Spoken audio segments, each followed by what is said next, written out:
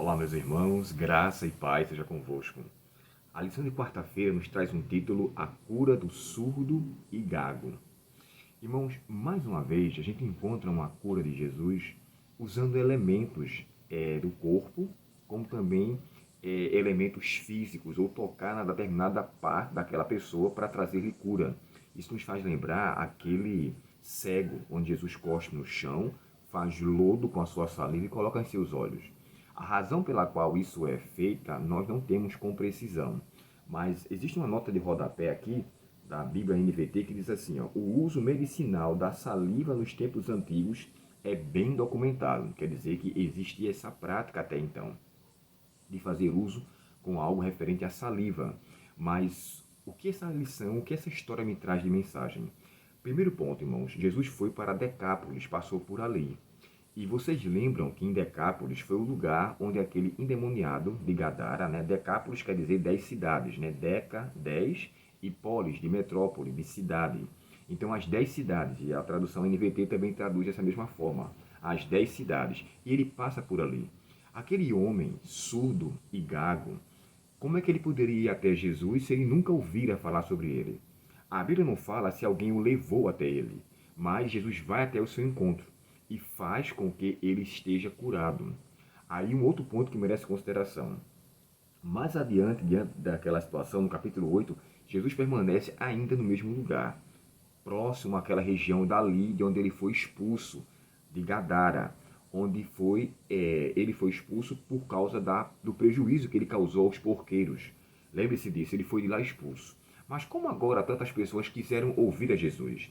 Como agora tantas pessoas estavam ali dispostas a querer ouvi-lo e querer estar perto dele? Quem teria sido o transmissor desta grande verdade? Sabe, uma coisa que me chama a atenção: a pessoa, para poder falar, ela tem que ouvir, aprender a falar bem. E aí você para e pensa, aquele homem que tinha dificuldade na fala, e o verso final aqui, o verso 36, descreve assim: tudo que ele faz é bom. E o autor, o Carlos Bittencourt, em seu comentário, quando fala sobre isso, ele lembra do Gênesis 1, verso 2. E houve tarde e manhã no primeiro dia, e tudo que Deus fez foi bom. Cada dia mostrava a bondade de Deus com aquilo que estava criando. Agora, em sua recriação, Deus começa agora a dar nova vida àquelas pessoas que estavam mortas com partes físicas, ou seja, o ouvido daquele homem estava morto. Estava morto porque não conseguia ouvir. A sua língua, vamos dizer assim, ela estava com enfermidade a ponto de não poder falar.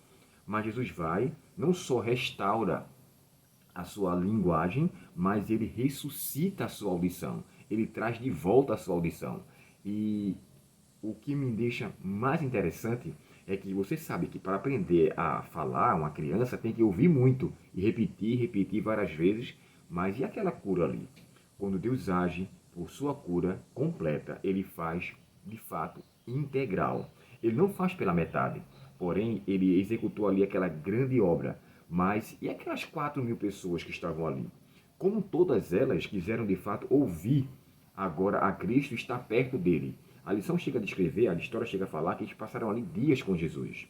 Sabe, irmãos, quando Jesus faz aquela cura maravilhosa de abrir os ouvidos e tornar a língua daquele homem realmente curada, ele nos faz entender a seguinte mensagem: eu tenho que ouvir de Deus a sua mensagem e transmitir aos outros.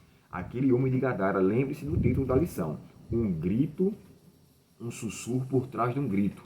A vontade dele era de ser curado. Jesus executou aquela cura. E aquela cura foi tão completa e tão imediata, tão instantânea, que aquele homem, embora quisesse seguir a Cristo, ele mandou voltar para a sua casa. E olha o resultado aqui.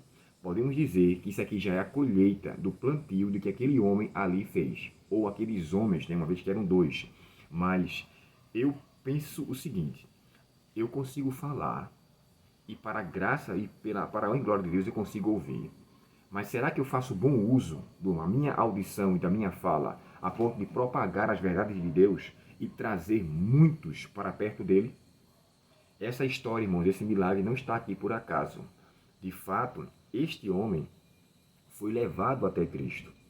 Mas quem o fez tomar conhecimento, eu posso acreditar na possibilidade daquele também homem de Gadara.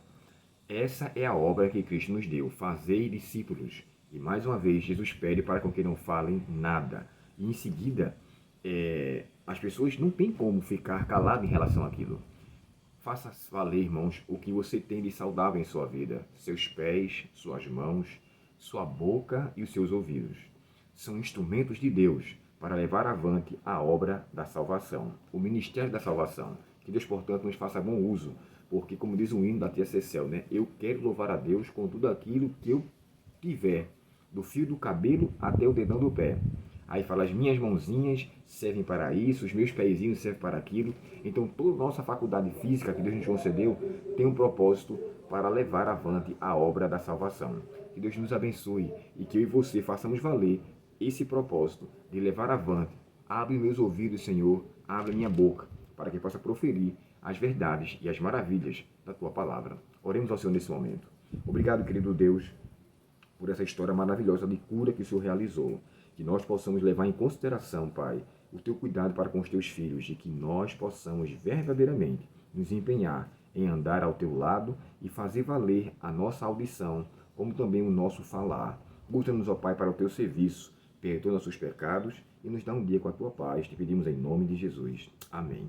Deus muito te abençoe, um ótimo dia em Sua presença e até o próximo estudo, se Deus quiser. Até logo.